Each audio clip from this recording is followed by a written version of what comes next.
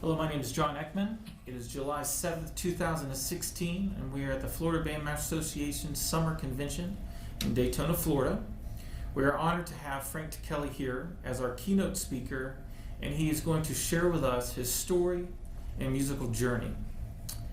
Frank, what was the experience that began your career? Well, my early childhood was spent in Louisiana, near New Orleans, a little town just upriver from New Orleans. It's called La Place. And my father used to take me into the clubs to hear jazz groups in New Orleans, that old traditional New Orleans jazz.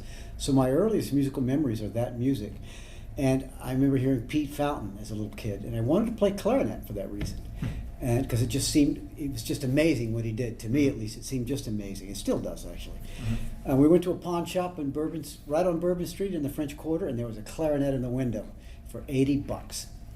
But there was a trumpet also in the window, and it was $45. And Dad said, "Sorry, son, you're going to play the trumpet." And so I began on trumpet at age 9. And I always wondered about that, because that $35 decision, maybe if my dad had sprung for that clarinet, maybe I wouldn't have liked it, and I wouldn't even be a musician, or maybe I would have loved it so much I'd be a performer instead of a composer. I don't know, but it was one of those forks in the road that so many of us have. That was a major fork in the road for me, the first one I remember at age 9. So that's how I started playing trumpet at age 9 in Louisiana.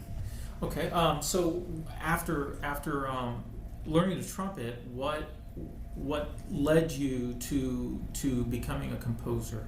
Well, we moved away from this modest program in Louisiana, very modest, underfunded program, to one of these Texas powerhouse programs outside of Dallas in Richardson.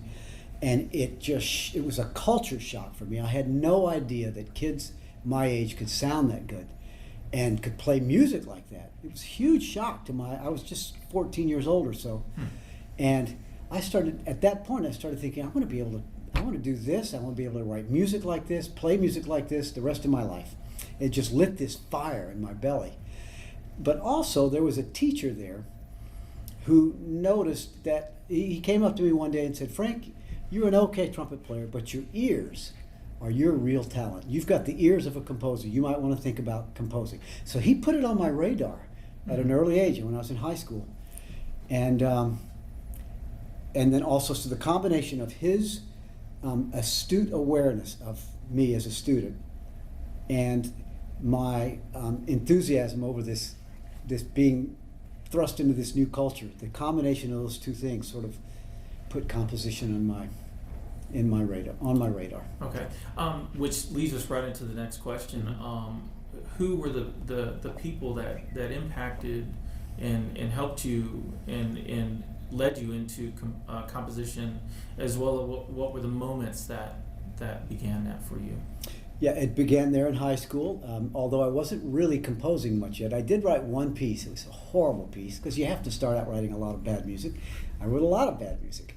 I started there, and my band director there, Bob Floyd, he read one of my pieces just so I could hear it play back, and it didn't sound good at all. But I don't know if he knew this at the time. I've never really talked to him about this, but hearing your music played back is the most important way to grow as a composer. You're going to learn more from that than from any book or any teacher, just hearing your work played back coming right back at you.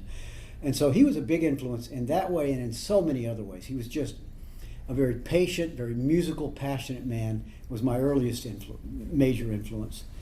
Others came later when I got to Michigan, and I went to Southern Methodist University for undergraduate, and then went to Michigan to study just composition. And I hooked up with some really fabulous teachers there. Leslie Bassett, William Bolcom, huge influence on me. And then in the wind ensemble, H. Robert Reynolds was a big influence on me. Then a younger guy who was there named Carl St. Clair. He was an orchestra conductor, but he was so musical. I just remember being so inspired by a man who wasn't that much older than me. He was only in his 20s, but already a professor there. He's gone on now and has this major career. But at the time he was there at Michigan, and he was an early inspiration for me. So it's been mostly teachers. Okay. Your music is incredibly creative. What is your process, and how can musicians and artists develop that creative ability? Mm-hmm. Well, I mean, to be honest with you, I'm not sure how I compose. I just go out to my studio in my backyard. I've got a studio, and I go out there and I sit down and I start working. And often I feel like a complete beginner, especially when I start a new piece, because you don't have anything yet. So in the beginning, you've got to find this universe. You've got to literally build this universe, one building block at a time. It takes a long time. It takes a lot of patience and a lot of courage, and it's hard to separate the two. I see patience and courage as two sides of the same coin. You have to have patience in that you have to just be, it's faith as well, that eventually something is going to take hold, even though today it's not there. Eventually the process moves away from this, where I'm just putting input on a blank page, and it's this way when it can be very tough. At a certain point, the process starts to be like this, where once you get enough information down on the page, it starts to suggest to you where it wants to go. And when that energy starts to happen, that circular energy, then composing becomes more gratifying and more exciting. But I really don't understand how I compose. I just do it. It's this mysterious process where the head and the heart are constantly keeping each other in check. And whereby if one force takes over too greatly, the piece will suffer. If the head takes over too greatly, it'll be too cerebral. It can be. And if the heart dominates too much, then it can be too sentimental, or it can lose enough structure and substance. You have to have the marriage of the two, constantly keeping each other in check. So that's one of the few things I do know about it, is when I'm composing, I'm constantly at battle between the subjective and the objective. And I'm constantly weighing surprise and predictability. When is there enough surprise? When are there too many surprises? Too few? We're constantly playing with that as well. But it's a really mysterious process. It's why it's so difficult to teach composition. We can teach harmony and orchestration and counterpoint, all those things, those craft courses. But still, now here, you know all this stuff. You know what a secondary dominant is. Big deal. Take a blank sheet of paper and make something that no one else has thought of, that deserves to have a life beyond your life. Go. That's hard to teach. You can't really teach that. And that's what makes your music, I think. Because it comes from inside you. It has to. For every composer, it does. And also, to find your own voice, that's a difficult thing. And in fact, I believe you don't find your voice. Your voice finds you. Over time, we're creatures of habit. When you've manipulated thousands of notes, that's not enough, because you haven't developed enough habits. But when you get into the millions of notes, these little black dots on the page, when you've done millions of those, imagine that many times manipulating these little black dots, certain habits start to form. Those habits crystallize into what becomes your voice, just out of habit. So your voice finds you, not vice versa. Are the subjects of your compositions, are they more conceptual, are they more programmatic? Every piece is different. Sometimes it's programmatic, sometimes it's not. Sometimes it's programmatic, and I think it's going to go in the direction of this programmatic idea, and it goes in another direction. In the case of Vesuvius, I started out writing what I thought was a bacchanal, a tribute to the god Bacchus, god of wine and song and revelry. And as I was composing it, the piece it became less and less festive and more dark and volcanic. And so my attention just gradually, I kept trying to do it, and there's still remnants of the original bacchanalia in there. But as I was composing it, my attention just got pulled away from this festival-like atmosphere to this volcano that's about to overtake them all. Very cool. So the music, that's a case where I said that the energy's like this. The music suggested me, no, I'm not over here. We're going in this direction. And that's sort of what happened.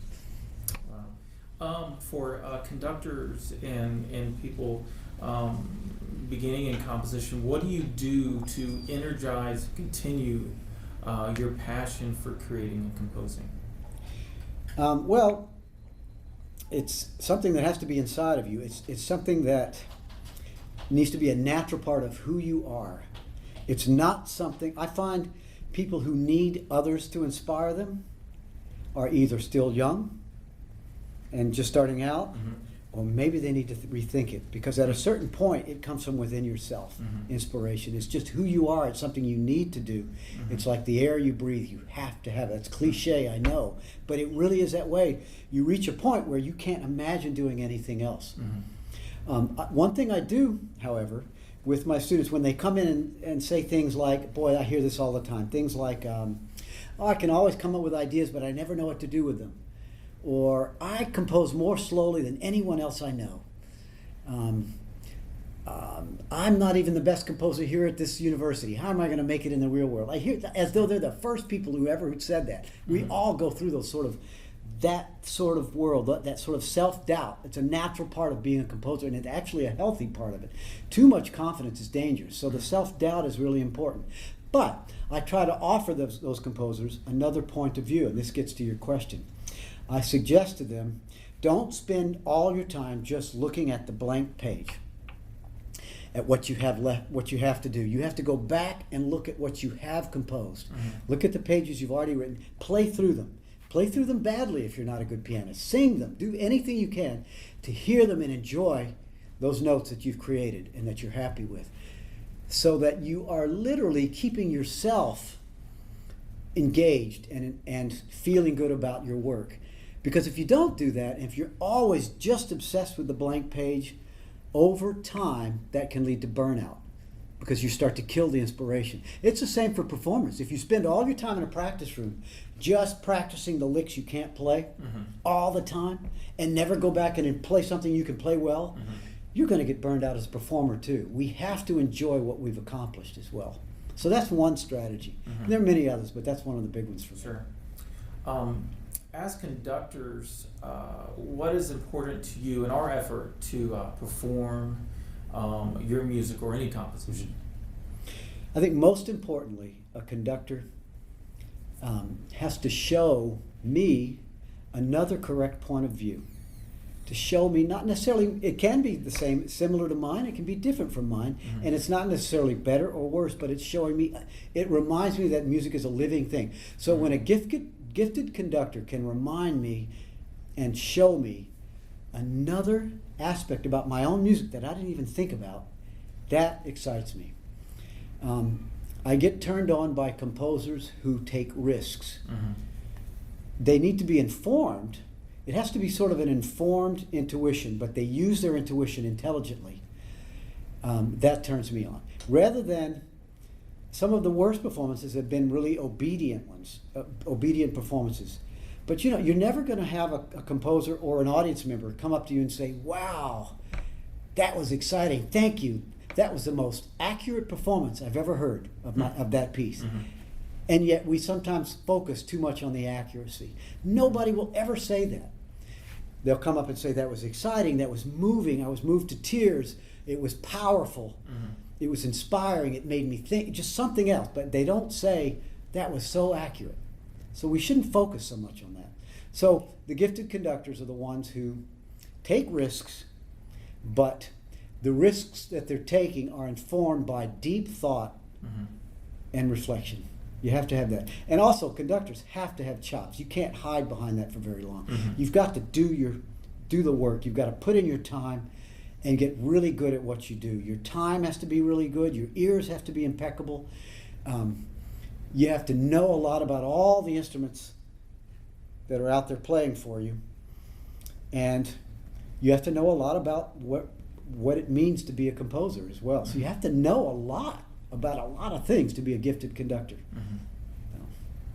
And then after all of that, then you also have to have the courage, the fearlessness to put your heart right on your sleeve when you need to do it. Mm-hmm. And in your face. Too many conductors are afraid to be the music. To be the music right here.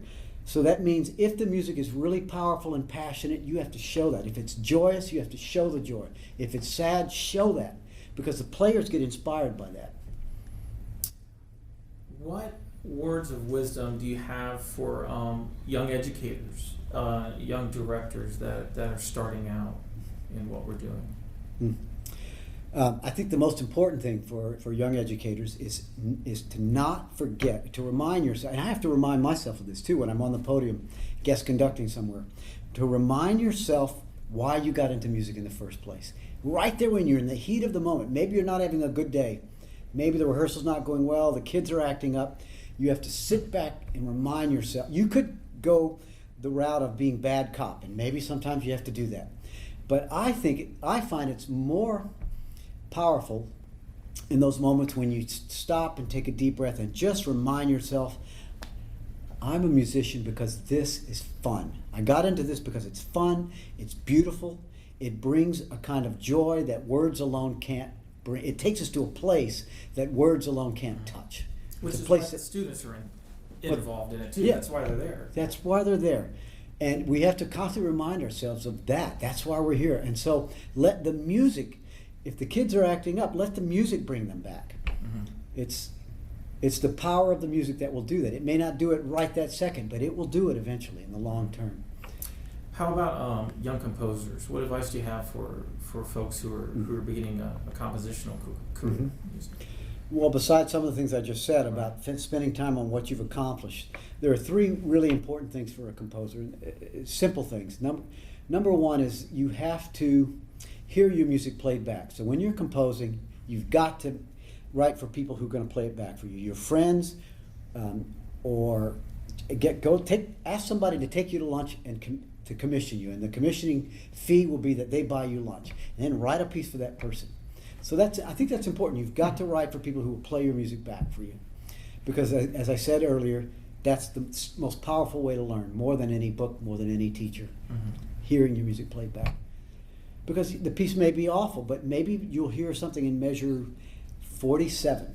Maybe in measure 47 there was one moment that was really terrific, and then in your next piece you'll be informed by that measure. Measure 47 could be the inspiration for your next piece. So that's one thing.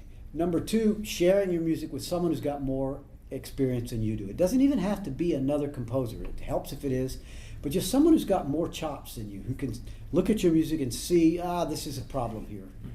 That looks good, but here's a problem right here. The notation's not good. Just little things like that. Just sharing your music with someone who's got more experience. That's important. And then number three, so you've got, again, just to reiterate, hearing your music played back, sharing your music with someone who's got more chops, and third, listening to a lot of music. And that not just music in your comfort zone. So if you're writing band music, not just wind ensemble and band music, but all kinds of music, and not just classical music necessarily, and music from all periods. You have to listen to a lot, because we're sponges. We have to absorb as much as we can.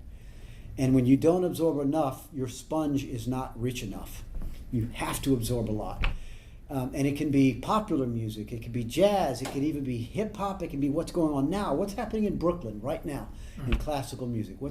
It could be early music. Just the wider the spectrum, I think, the better. For all of us, in this career, we have these great moments that are just so exciting to us. Are there a couple moments that you can look back at where we're just your most exciting times, or a changing moment for you? There's so many. There have been moments like that for me as a performer, and moments like that for me as a composer, and as an audience member. I remember once as a performer, we were playing a concert in Italy. We were on tour doing this opera by Stockhausen. I was in the University of Michigan Symphony Band. We're over there, and we're just doing a regular concert. We had the night off from the opera, and we're just doing a concert. We did the whole suite, and in E flat. Everybody done it all their lives. We've grown up with that. So it started out, it was going well, and it's just business as usual. But then something happened towards that climax in the first movement, where the conductor was Larry Ratcliffe, the assistant conductor there. He stretched a guitar a little bit more, and then we gave him something that we hadn't given before, and then he gave it back. Here I go again with this energy. This started happening, and before I know it, the hair just starts standing up on the back of my head, and I just had one of those moments. And we get to intermission. I'm backstage, and I don't want to say anything to anybody. I don't want them to think I don't know. Just want them to think that maybe I'm just imagining this. So I didn't say anything, but I noticed other people who kind of had that look in their eyes. And finally someone said, okay, I got to say it. Did everybody feel what I felt? And everybody said, yes, we did. Everybody felt it. You can't prepare it. You can't say install life-changing moment here at this concert. But you leave the door open for it to happen. And it doesn't necessarily just happen in performances. It can even happen in rehearsals. That was one that I remember. As a composer, there are so many. And it's not always with the big, amazing professional orchestra. I remember a really wonderful with the Philadelphia Orchestra. They did a work of mine called Radiant Voices, and it was just really amazing for me and inspiring for me. It's just one of those kinds of performances. So many performances with the conductor I mentioned, Carl St. Clair. I was his composer in residence, and he was able to understand my music in a way that almost no one else could. It almost got to the point that we never even had to speak to each other in rehearsals.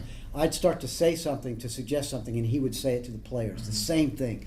So that sort of kinesthetic relationship that we had established became really special to me. And so he gave me some of my most special moments. And in fact, this work I wrote, There Will Be Rest, is written in memory of his son, and to me, one of the most personal pieces I've ever written. And so that's a special thing. So that's a special moment for me just as a composer, just writing this piece for chorus dedicated in memory of his little boy whom he lost at a very early age. Really special for me. So I could keep going. We'd waste all your footage here. There are just too many of them. Sure. Well, thank you very much on behalf of the Florida Bandmasters Association. We really appreciate you coming here and working with our directors and our students, and certainly we appreciate the impact that you've had on music itself and education. Thank you very much. I appreciate that, and it's a pleasure to be here, and I'm really enjoying being here with these directors, all these music educators right here together, and to get to speak to them and to make music with them is really powerful for me, and it reminds me why I do what I do, why I get up in the morning and go and do my work. And it helps me when I go back home. When I do this, it recharges me, and it helps reinvigorate me on the mission to just do the best work I can do. That's all I can do to help sort of pay back all these wonderful music educators for doing what they do day in and day out. So I'm grateful to be here. Thank you very much for your time. Very well.